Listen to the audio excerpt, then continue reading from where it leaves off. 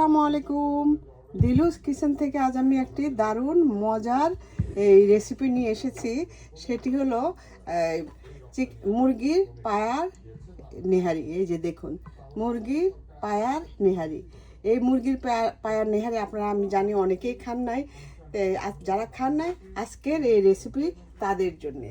তো কারণ এই খাসির বলেন, বিফ বলেন, এগুলির নেহারি কিন্তু অনেক কোলেস্ট্রল।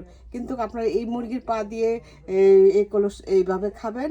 আর অনেকেই আছে যে নেহারির অনেক পাগল, তো কিন্তু ওই কোলেস্ট্রলের কথা চিন্তা করে খেতে পারে না।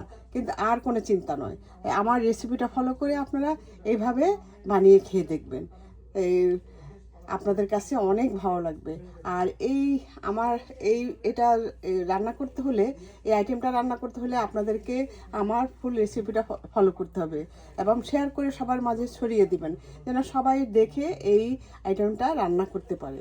তো আসুন তাহলে এই এই মুরগির পা দিয়ে কিভাবে আমি এটা রান্না করেছি সেটা একটু দেখে নেওয়া যাক। আজকের এই রেসিপি নেহারি পাগলদের জন্যে, যারা নেহারি পাগল তাদের জন্য আজকের এই রেসিপি। আসুন, কি এই আমার মতো করে আমার রেসিপিটা ফলো করে আপনারা রান্না করবেন তো? আসুন একটু রান্না করে খেয়ে নিই। তো আর এই এই আমি কিভাবে রান্না করেছি ফুল রেসিপিটা একবার অন্তত ফলো করে দেখতে পারি। তো আসুন তাহলে বিসমিল্লাহ করে আরম্ভ করা যাক।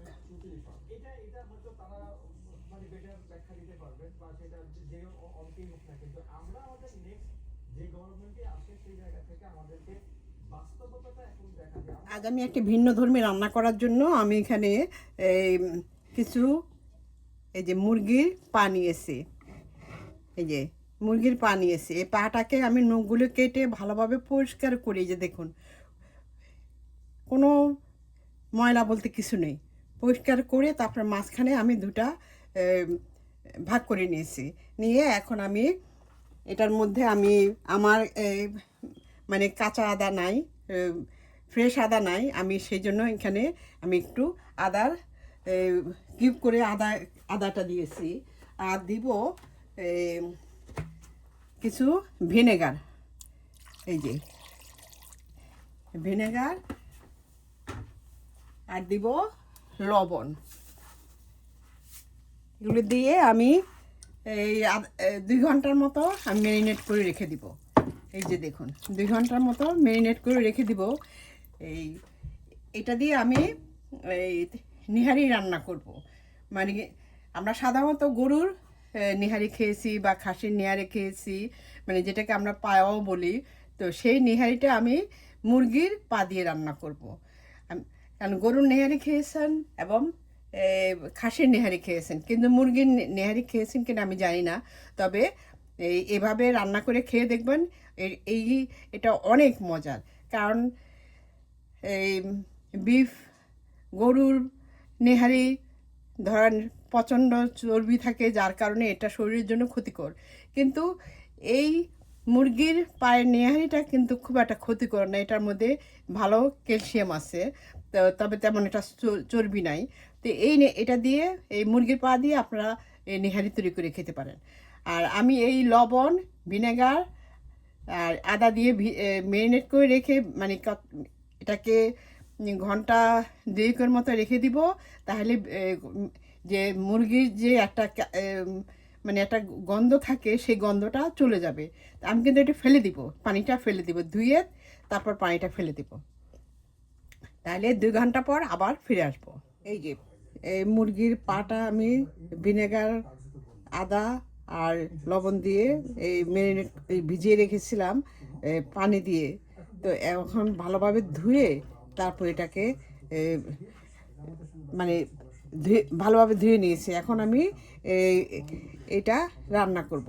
প্রথমে দিয়ে দিচ্ছি আমি এই যে 3টা তেজপাতা, তারপর কয়েকটা দারচিনি, এলাচ, আরও দিব এই যে 1 টুকরো এই যে কিউব করে কাটা রসুন। তারপর দিয়ে দিচ্ছি এই যে পেঁয়াজ কুচি,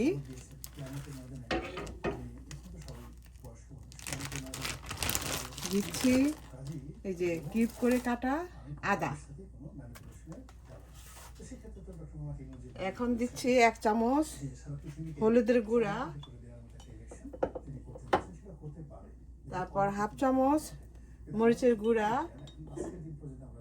1 চামচ ধনিয়ার গুঁড়া, 1 চামচ ধনিয়ার গুঁড়া দিয়েছি, আর দিচ্ছি 1/2 চামচ জিরার গুঁড়া, ভাজা জিরার গুঁড়া।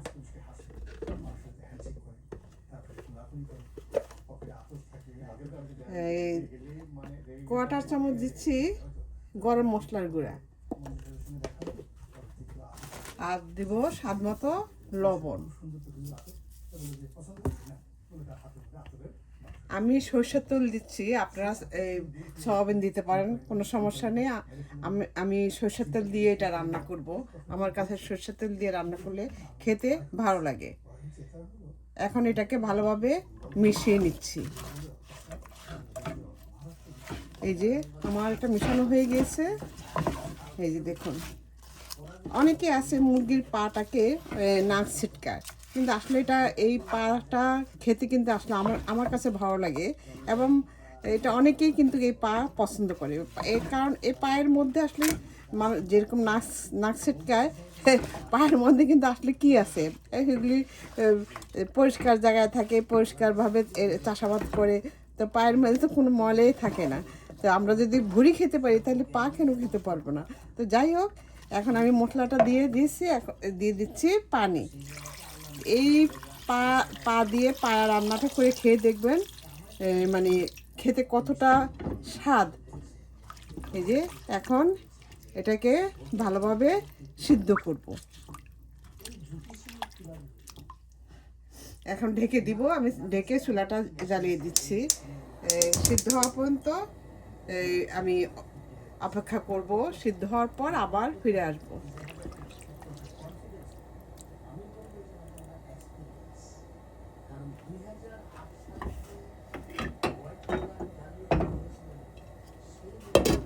এই যে আমার যে মুরগির পায়ের নেহারিটা আমার হয়ে গিয়েছে। এখন আমি এটা বাগার দিব।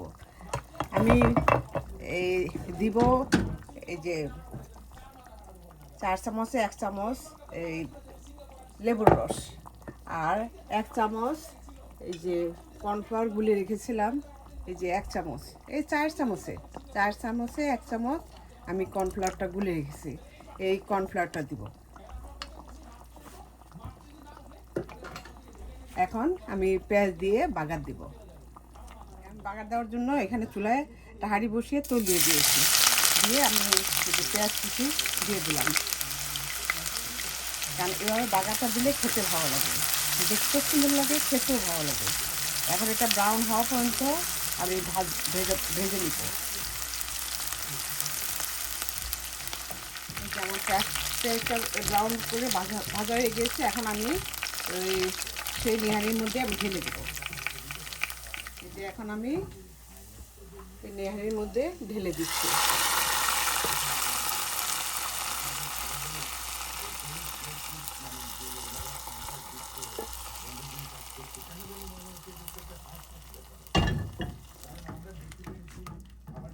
এই যে দেখুন, দেখতেও কত সুন্দর দেখা যাচ্ছে এবং খেতেও কিন্তু অসাধারণ।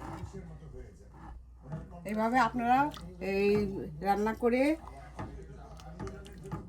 করে খেয়ে দেখবেন, আপনাদের কাছে অনেক ভালো লাগবে।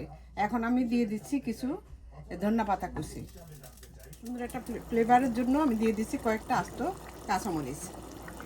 এখন দিয়ে দিচ্ছি ধনিয়া পাতা। এই ধনিয়া পাতা স্কিপ করতে পারেন, এটা না দিলেও কোনো সমস্যা নেই, দিলে ভালো লাগবে। আর ধনিয়া পাতার মধ্যে যথেষ্ট পরিমাণ ভিটামিন আছে। এই যে হয়ে গেল আমার এই যে মানে মুরগির পায়া হয়ে গেল আমার মুরগির পায়া। এই আমি জানি না এই মুরগির পায়া আপনারা কেউ খেয়েছেন কিনা, যদি না খেয়ে থাকেন তাহলে আমার মতো করে আমার ফুল রেসিপিটা দেখে আপনারা এইভাবে রান্না করে খেয়ে দেখবেন, আপনাদের কাছেও ভালো লাগবে এবং সবাই পছন্দ করবে।